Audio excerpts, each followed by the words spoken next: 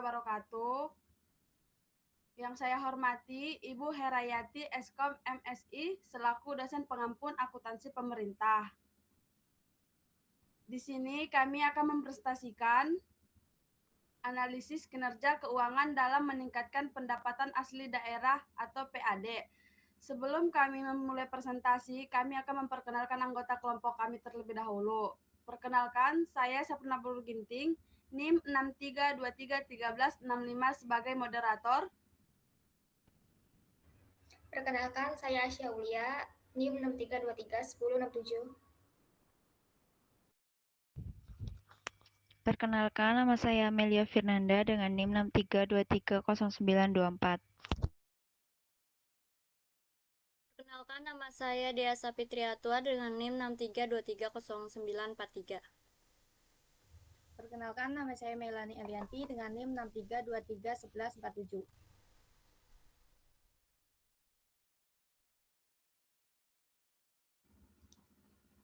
Yang pertama itu ada sini bab 1 pendahuluan yang saya akan menjelaskan yang bagian latar belakang.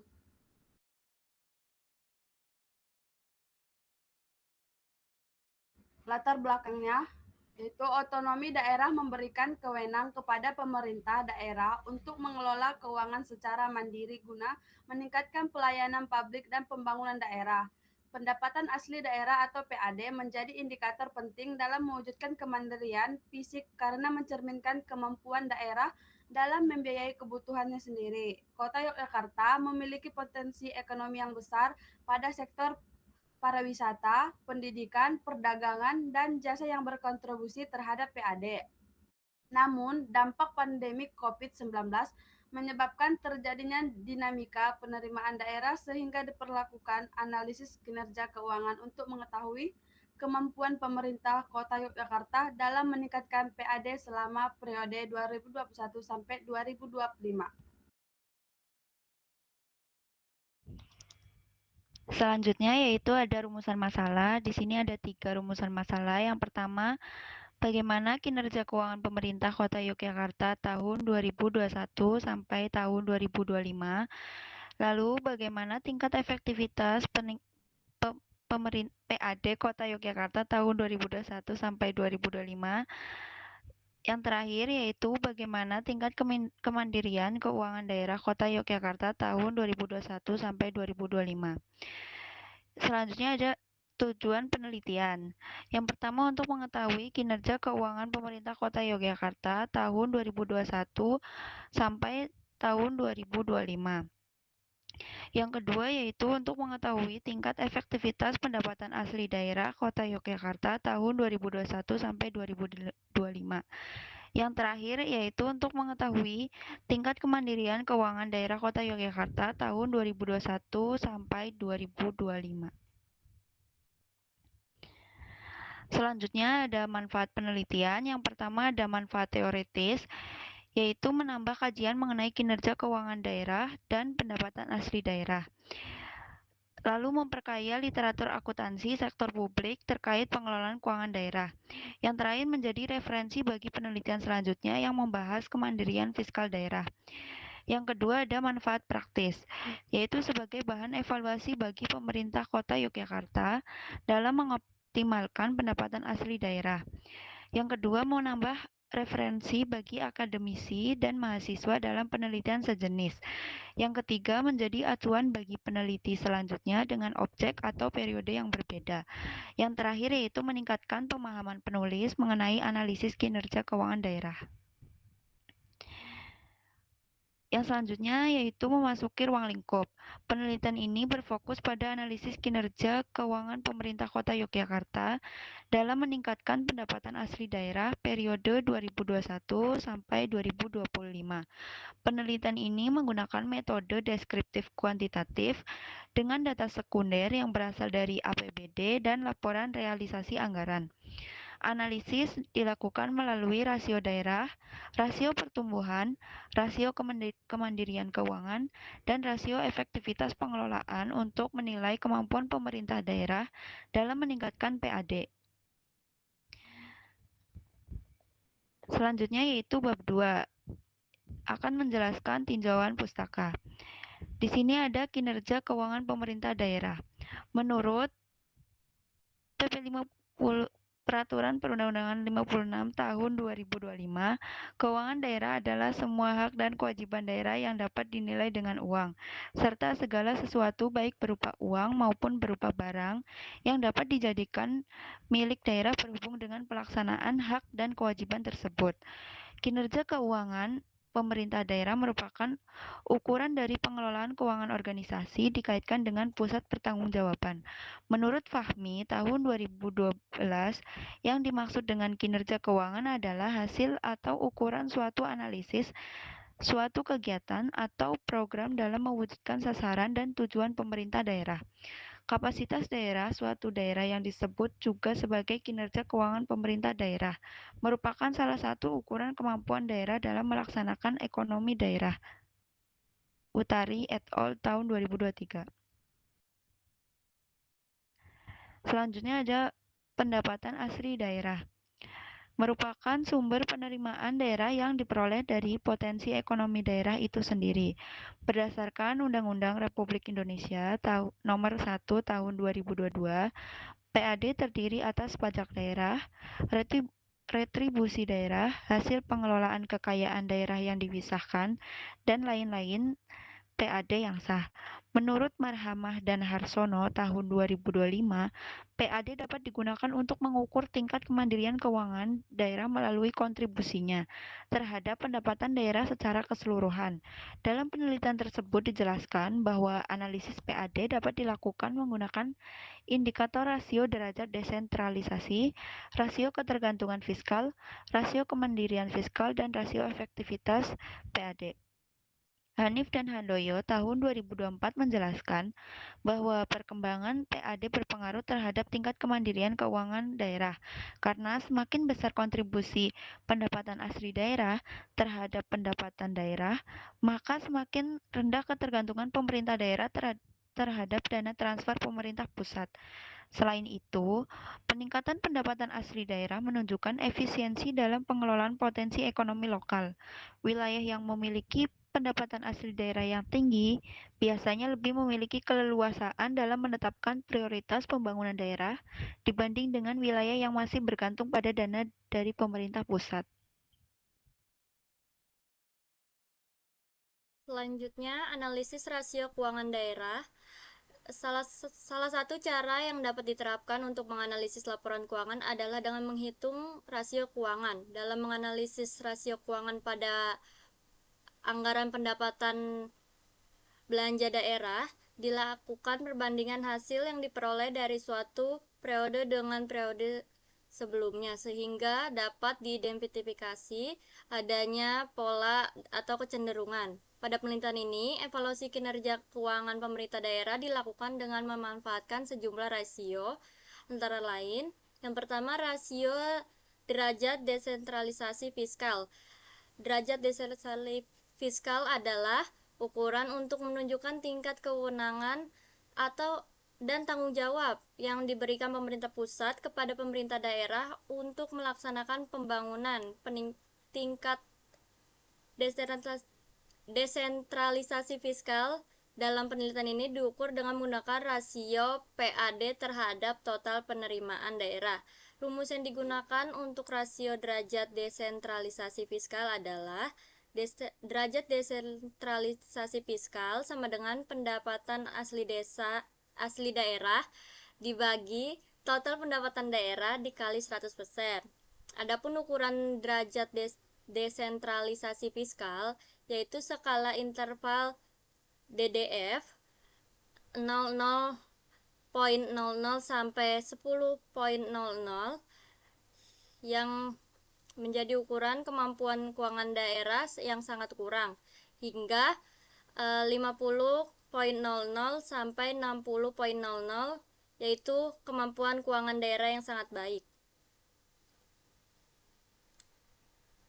Selanjutnya, rasio ketergantungan daerah. Rasio tingkat ketergantungan keuangan daerah adalah rasio yang dihitung dengan cara membandingkan jumlah pendapatan transfer yang diterima oleh pemerintah daerah dengan total penerimaan daerah. Semakin tinggi rasio ini, semakin besar tingkat ketergantungan pemerintah daerah terhadap penerimaan pusat dan atau pemerintah provinsi. Rasio ini diterumuskan menurut Mahmudi 2019 sebagai berikut, yaitu rasio ketergantungan sama dengan pendapatan transfer dibagi total pendapatan daerah dikali 100%. Adapun ukuran ketergantungan keuangan daerah dengan presentasi 00,00 sampai 10,00, yaitu ketergantungan keuangan daerah yang sangat rendah sampai lebih besar dari 50,00, yaitu ketergantungan keuangan daerah sangat tinggi. Selanjutnya, rasio pertumbuhan. Menurut Mahmudi 2019, analisis pertumbuhan dilakukan untuk mengetahui kecenderungan baik kenaikan atau penurunan kinerja selama kurun waktu tertentu. Dengan demikian, rasio pertumbuhan menggambarkan bagaimana pertumbuhan pendapatan dari suatu periode ke periode selanjutnya, apakah mengalami pertumbuhan pendapatan secara positif atau negatif. Berikut ini merupakan rumus rasio pertumbuhan. Rasio pertumbuhan sama dengan PN dikurang PO dibagi PO dikali 100%. Adapun ukuran pertumbuhan melalui presentasi 0% sampai 25%, yaitu kriteria pertumbuhan tidak baik sampai 76% sampai 100%, yaitu kriteria pertumbuhan baik.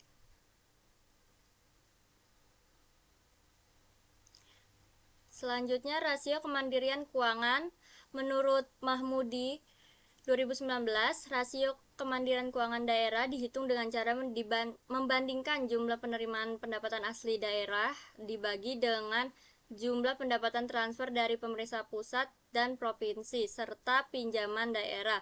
Semakin tinggi angka rasio ini menunjukkan pemerintah semakin tinggi kemandirian keuangan daerahnya. Rumus yang digunakan untuk menghitung rasio kemandirian adalah rasio kemandirian sama dengan pendapatan asli desa dibagi transfer pusat ditambah transfer antar daerah dikali 100%. Adapun ukuran kemandirian yaitu yang pertama, kemampuan keuangan rendah sekali 0% sampai 25%, yaitu pola hubungan instruktif. Rendah 25 sampai 50%, yaitu konsultatif. Sedang 50% sampai 75% partisipatif, tinggi 75% sampai 100% delegatif.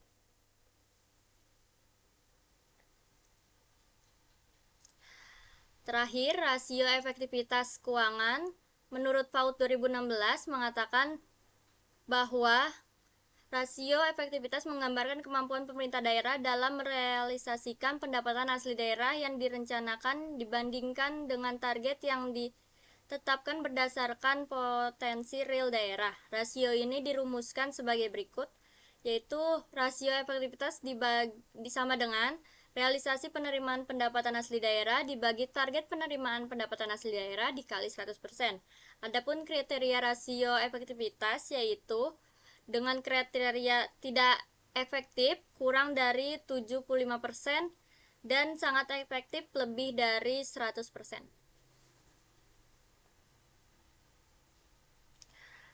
Di sini bisa dilihat beberapa penelitian terdahulu dari penelitian kami. Salah satunya ada penelitian Rispa Indasari, Nur Afiah, Mazda Rikenteng 2025, analisis kinerja keuangan daerah pada Badan Keuangan dan Aset Daerah Kabupaten Pangkep.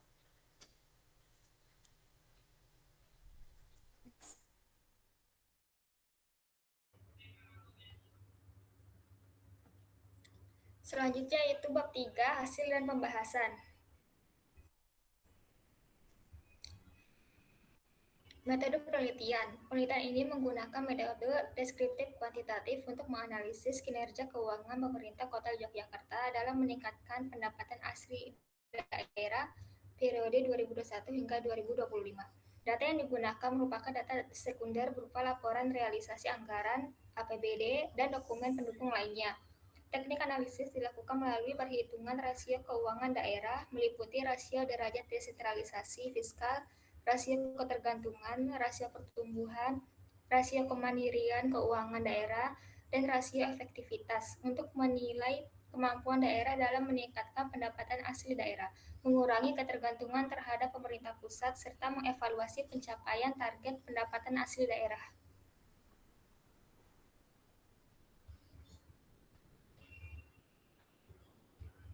Selanjutnya yaitu hasil analisis rasio desentralisasi fiskal. Jakarta mengalami peningkatan secara bertahap selama periode 2021 hingga 2025, yaitu pada tahun 2021 rasio berada pada angka 33,69%, kemudian menjadi 34,14% pada tahun 2022, naik kembali menjadi 36,60% pada tahun 2023 dan mencapai 39,68% pada tahun 2024. Pada tahun 2025, rasio meningkat cukup signifikan menjadi 47,59%. Pada periode 2021 hingga 2024, kontribusi pendapatan asli daerah terhadap total pendapatan daerah masih belum mencapai kategori sedang, sehingga pemerintah daerah masih mampu memiliki ketergantungan terhadap dana transfer dari pemerintah pusat. Namun, peningkatan signifikan pada tahun 2025 menunjukkan kemampuan fiskal daerah yang semakin kuat, didukung oleh meningkatnya penerimaan pendapatan asli daerah hingga lebih dari 1 triliun rupiah. Secara keseluruhan, kenaikan rasio ini menunjukkan bahwa kemandirian keuangan daerah semakin baik dan ketergantungan terhadap pemerintah pusat semakin berkurang. Selanjutnya yaitu hasil analisis rasio ketergantungan. Berdasarkan data rasio ketergantungan daerah, Kota Yogyakarta pada tahun 2021 tercatat sebesar 64,57%, kemudian meningkat menjadi 65,86% pada tahun 2022. Hal ini menunjukkan bahwa lebih dari separuh pendapatan daerah masih bergantung pada dana transfer dari pemerintah pusat. Selanjutnya pada tahun 2023, rasio mulai mengalami penurunan menjadi 63,40%, kemudian turun kembali menjadi 60,23% pada tahun 2024, dan mencapai 52,41% pada tahun 2025. Penurunan ini menunjukkan adanya peningkatan kemampuan pemerintah daerah dalam meningkatkan pendapatan asli daerah, sehingga proporsi dana transfer terhadap total pendapatan daerah semakin berkurang. Namun karena nilai rasio masih berada di atas 50%, pemerintah Kota Yogyakarta masih memiliki tingkat ketergantungan yang cukup tinggi terhadap dana transfer pemerintah pusat sebagai sumber pendanaan pembangunan daerah, pelayanan publik, dan operasional pemerintah.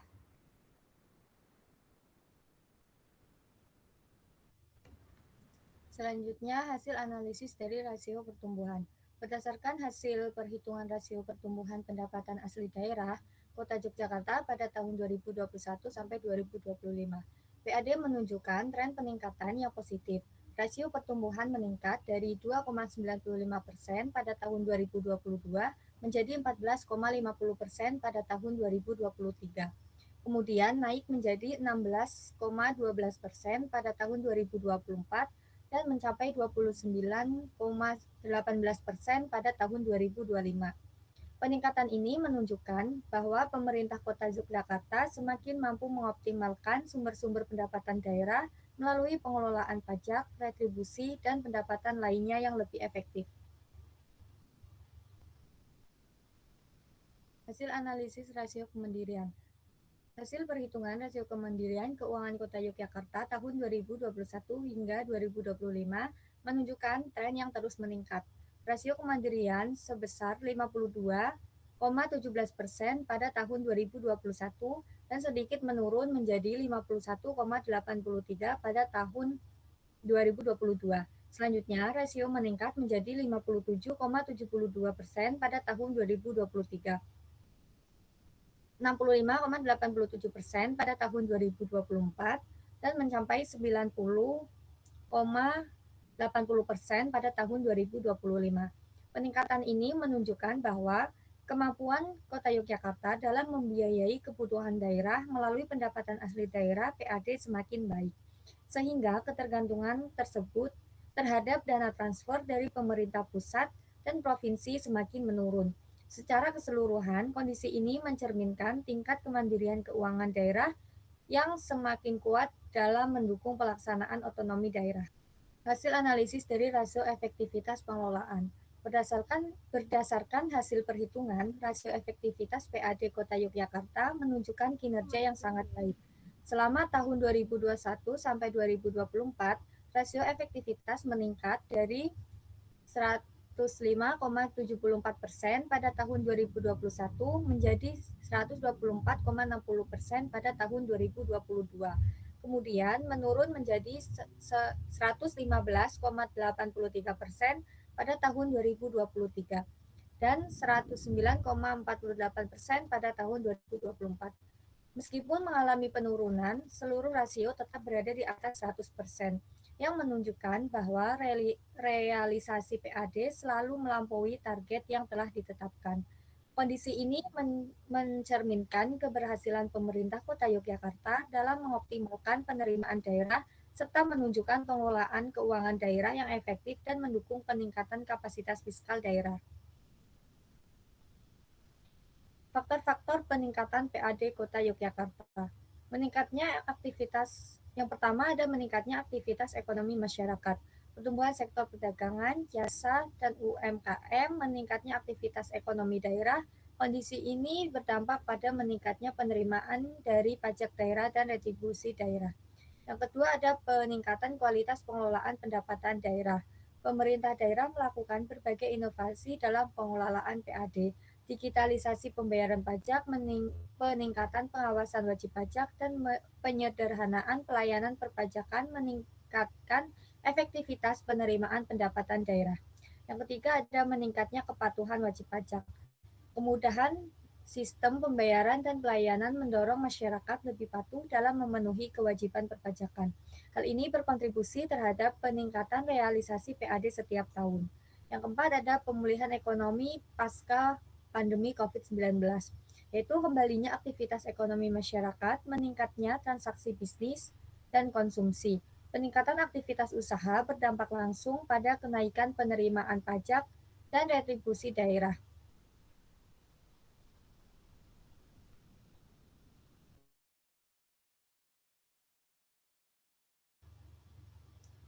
Implikasi kinerja keuangan terhadap peningkatan PAD.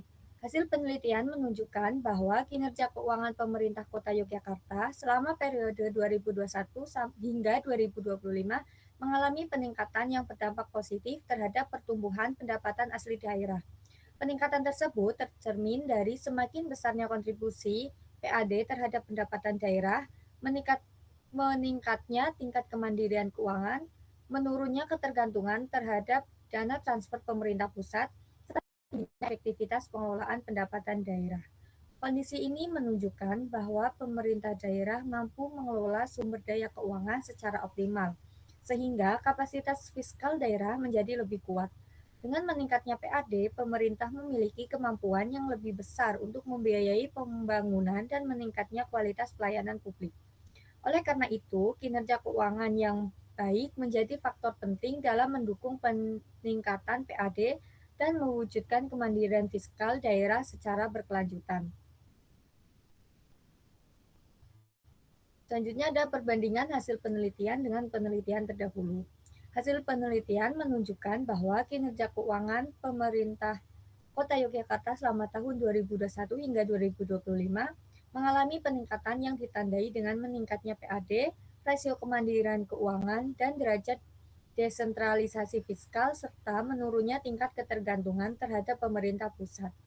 Temuan ini sejalan dengan penelitian terdahulu yang menyatakan bahwa Kota Yogyakarta memiliki tingkat efektivitas PAD yang tinggi dan kinerja keuangan yang baik. Namun, penelitian ini menunjukkan peningkatan kemandirian keuangan yang lebih baik dibandingkan beberapa penelitian sebelumnya. Selain itu, hasil penelitian juga memperkuat bahwa optimalisasi PAD berperan penting dalam meningkatkan kapasitas fiskal daerah, mendukung pembangunan, dan mewujudkan kemandirian keuangan daerah.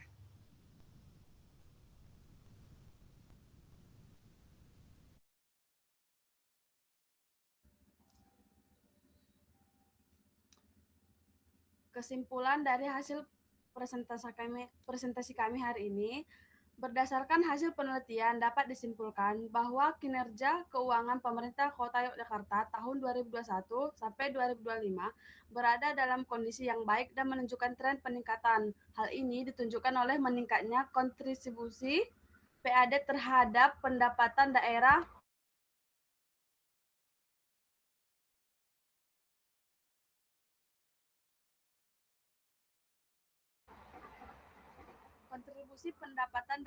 terhadap meningkatnya kemandirian keuangan daerah, menurunnya tingkat ketergantungan terhadap dana transfer pemerintah pusat, serta tingginya efektivitas pengelolaan PAD.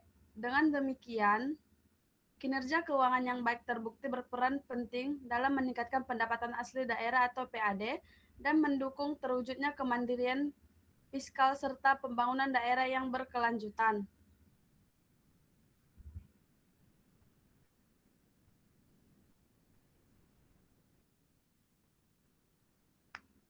Saran dari kami, pemerintah Kota Yogyakarta perlu terus mengoptimalkan pendapatan asli daerah atau PAD melalui peningkatan pelayanan pajak, optimalisasi restribusi, pengembangan sektor potensial, dan pemanfaatan teknologi digital agar kemandirian keuangan daerah semakin meningkat. Selain itu, transparansi, akuntabilitas, dan efisiensi pengelolaan APBD perlu terus dipertahankan melalui evaluasi kinerja keuangan secara berkala. Bagi peneliti selanjutnya, disarankan untuk memperluas indikator, objek, dan periode penelitian agar hasil analisis yang diperoleh lebih komprehensif.